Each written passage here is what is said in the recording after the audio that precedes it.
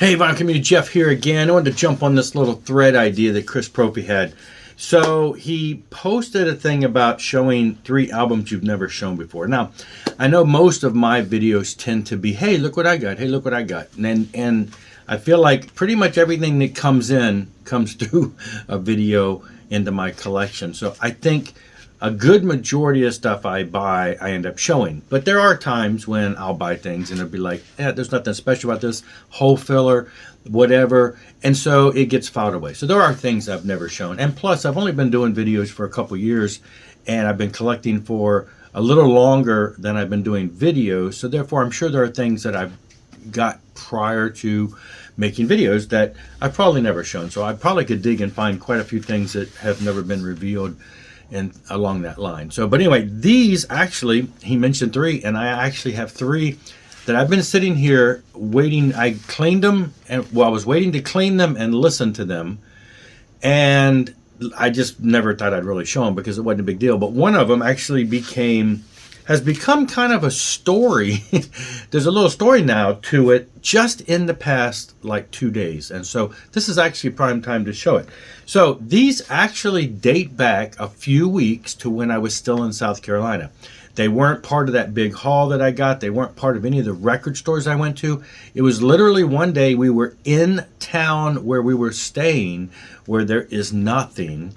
There is like nothing in this town.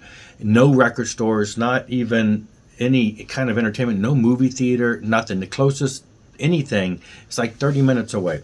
So they got restaurants and stuff like that, but they did have like an antique store. And we went to check it out. And so we went there one day. It was just, off the cuff. We're like swung by. We walked in, and it was just mainly a showroom with furniture. And so we're kind of glancing around. And so my wife actually took the initiative, walked up to the lady, kind of said, hey, do you got any records? And my husband collects records and would like some. And she says, yeah, we have some back in the warehouse that you're free to go back and look at. So she had her guy there that was there. She goes, take him to the warehouse. So we went through the back room, big open back room where they got stuff that they're putting out, and across the parking lot, down around another building to this big warehouse. And the warehouse was just full of stuff. And he goes over and he showed me 2 or 3 big giant, those big like not Tupperware, the big Rubbermaid type bins that you find in, and it just had records in there. And then he pulls a shopping cart over that was filled, just stacked up haphazardly. So I began flipping, and it was just the kind of stuff you would find in thrift stores, just the old stuff. Well, anyway, you do occasionally find a couple of things. And so I thought, I found a couple things that were worth picking up. I picked up Elvis's GI Blues. Now, I don't own any Elvis. I appreciate Elvis. I don't own any Elvis. Never much of a listener. But this is kind of a rescue mission. I'm like, I'm not opposed to getting Elvis. Price is right. I'm going to pick up some Elvis. I appreciate his stuff.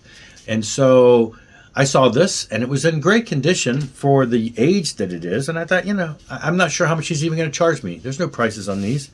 And so I went ahead and laid it aside. I said, maybe this is a time I'll buy an Elvis. So I went ahead and got this and the 2 other ones that I got. And so this album, though, has come up. So the other day when I was at the thrift store, previous video from the antique store a couple days ago that I posted, where I found the Yngwie Malmsteen and all that stuff.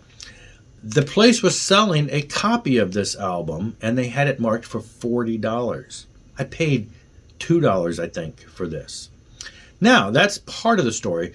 After that, like the next day, which would have been right after the weekend, a Facebook friend of mine posted a picture of this album, said, I've listened to this album since it was on 8-track as a kid. One of my absolute favorite albums, period.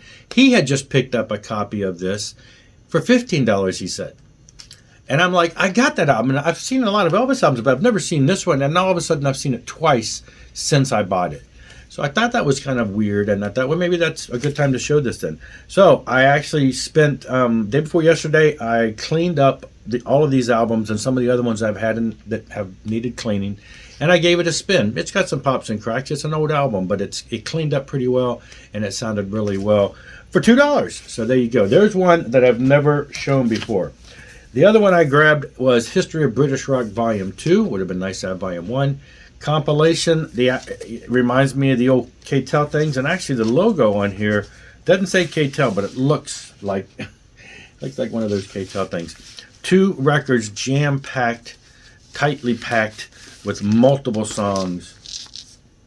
The gatefold, and it starts off with the Beatles, and it goes through bands, lots and lots and lots of bands, many of which I've never heard, a few of which I have. And again, double record set, had a little mark on the fourth side, but I have play tested it, and it's just kind of like a scuff that doesn't seem to really affect play.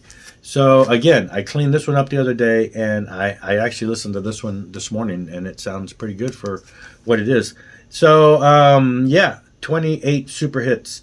It would have been nice if they had volume 1 and 2 just to be the completest, but volume 2 is cool. Interesting compilation there. And then this one, which actually was in like near pristine condition. I haven't listened to it yet to make sure it's not deceptively popping and cracked.